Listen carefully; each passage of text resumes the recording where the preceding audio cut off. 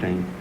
I say the mind is not changed. I keep saying my mind, but I know it's not mine. It belongs to everybody. And so does the family that it's mine. It's not mine, it's yours. The idea that a group of people associated as they were when you were out of jail does put a scare into some people now. Do people have anything to fear from Charlie Manson's friends? Sure they do.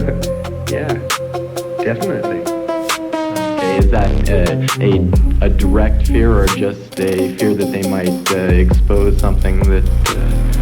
Fear they might do some positive things. A lot of the negative people would really definitely be afraid. The negative people would be scared. You know, the ones that are wrong. See, when someone does something to you, then they fear you.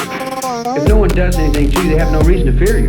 If they've never done you any wrong, then why should they be afraid of you? I think somebody calls that karma, don't they? Yeah. And they keep burning me up and saying my karma's bad. And I keep looking at them and smiling. But then I see 2,000 or 3,000 dead bodies laying around all burned up. And I say, oh, well, somebody's karma wasn't right there. They did, maybe somebody did something wrong, you know. And everybody's been trying to kill me for the last 15 years. They've handcuffed me and drugged me up down these hallways. I've been through all kinds of things that nobody wants to know about. Nobody wants to see. But you take this one over in the corner. It's like this. You're walking down the street and you see 4 or 5 guys kicking the guy. And 4 or 5 guys jumping on this guy, jumping up and down, beating him up. And you don't do anything. You just run and hide. So when it comes your turn, when 4 or 5 guys jump on you and they start beating you up, then you don't get no help. You got no gripe coming. You can't gripe about it because, like, you had your chance and you didn't help somebody. So when it comes your turn to get help, you know, in other words, concern goes beyond what you buy and sell. You don't buy concern, you sell concern, not genuine concern. Genuine concern is genuine, it's from the heart. And if you people in the United States have no heart, then that's not my fault. Because I have one. And that's my friends, and that's my family. And you could call that the world, or you could call it a little group of people that were struggling to save the world they lived in. They didn't want the world blown up. They seemed to be bombs dropping. They said, please don't blow the world up. We don't want to blow the world up.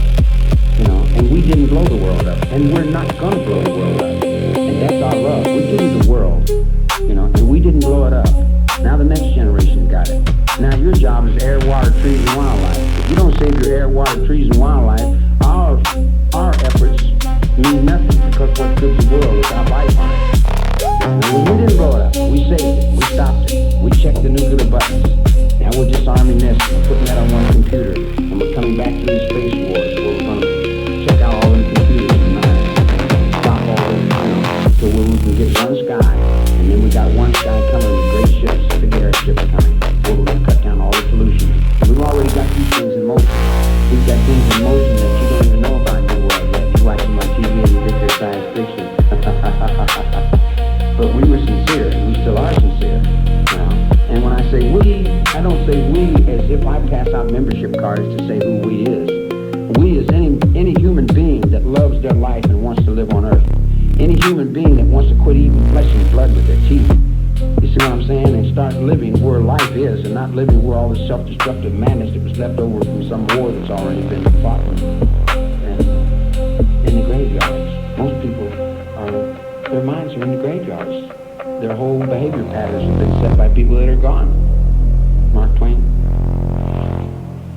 You disavowed this idea that you were the leader of a religious cult and that type of thing. Yet in 1969, Susan Atkins, or Sadie Mae Glutsky, as you called her, said the family was sort of she equated it with a religious order. Do you agree with Sadie Mae's... It became something beyond my will. I never said this court is in order yet. I've never rang my courtroom up for anything. I got no judgments on nothing. I'm doing what I'm doing. I'm a stubborn old tramp on the road. I'm a hobo. I'm a bum. I ain't got nothing to do with nobody. I throw rocks at people. Get away from me. I got thrown into this to the point to where everybody would come up and say family, family, family, to where it's even got in my mind the family was only a music group. We had played in the corral on Topanga Canyon, and and they said, "What's the name you're going to call yourselves?" I said, "Well, call ourselves Family Jams." So we were Family Jams, you know, and This then... is at Spawn's Ranch? Yeah, it was just family jams, and everybody there either took a part in the music, they were singing or playing or doing some sort of thing, sound equipment or whatever. We had cameras, I had a production company. We could have done anything we wanted, but all we were really doing was playing. We were doing it. You see what I'm saying? We used to call that the MMT. And we would... play act, man. It's all a big act anyway, you know. It's just play act, different things. And then when this started correlating and other people started getting their inputs in it, then I seen, hey, I got no control over it, guy. I can't say, well, the Manson family composed 200 people and it did so and so and such and so, because, I never paid any attention to most of those people. I'm fixing my dune buggy. I'm doing what I'm doing. So in other words, you're saying that there may have been some of your friends who may have been misguided? Each person was their own leader, and that family was theirs. The family that Sadie Glutt sees is the family that was hers, and that's her family. And that's real to her. And I'll tell her, oh yeah, well, Sadie, I got to go somewhere right now, and I'd be doing something else. And whatever her reality is hasn't got anything to do with me.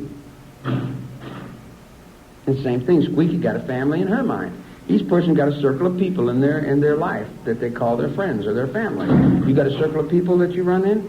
Would you call that your family or your friends? Friends, family. After you got arrested, they would say, oh, that's your family. And then they arrest everybody you know, throw everybody you know in jail, and try you for a whole bunch of things, and then you become a family whether you like it or not. You're in a spaceship whether you want to be there or not. I got red on one side, blue on the other, green, gold, yellow. I got all the different girls that got busted are all colors. We set that on Indian Mesa up in the Santa Susana Mountains. And then you see all the people of the next generation come along talking about, oh, we're the rainbow people. And then you see A.B. Hoffman getting a haircut and Jerry Rubin getting a haircut, going over and telling everybody, all right, now we're all rainbow people. We're not hippies no more. We're in Gippies now, and we're rainbow people, and we're doing this for $1.35. You know, and we're getting rich again. And they're getting rich off the blood of the children. And some of the children are strong enough to get back through it. And when they get back through it and they see Timothy Leary, they're going to say, thanks a lot, Tim. You really did us good. You dumped us down the hole and ran off and left us.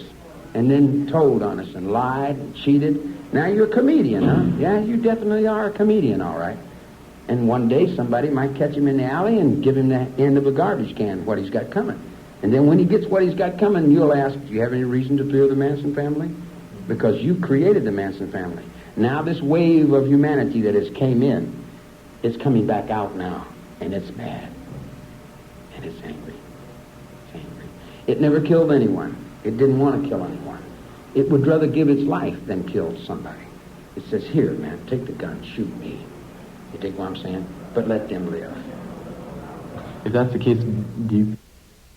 Another level, I feel on another level, I see every time that they tell those lies and every time that they keep this perpetuate this damn helter-skelter, it adds more power. It gives me more power. It gives me power to pretty soon you're going to have the whole world trembling. And I'm going to have the controls then. And then you got guys now that got the controls, but they don't have the power. You put somebody with the power at the control and you watch the old buggy rock. Because then the thing will be, then it'll be a whole different world. It'll be a whole different planet. It'll be a whole different perspective. The bureaucratical bullshit will go. There won't be no more bureaucratical madness because we can't afford this. Do you realize what you people are paying for? Do you realize what your tax dollars are paying for? You're paying for a bunch of people that are all stuck back in these things doing nothing. But walking back and forwards, holding it. So the next wave of kids could have to pay their debts, you dig? Rather than change it the way it's supposed to be changed, they won't give it up. So we got to wait for them to die. So we wait for a whole wave of them to die. The last 4 doctors died of heart attacks. The other doctor blew his brains out. Got 2 more doctors, they killed themselves in automobile accidents. So I got to sit here and wait for the medical association to die out again.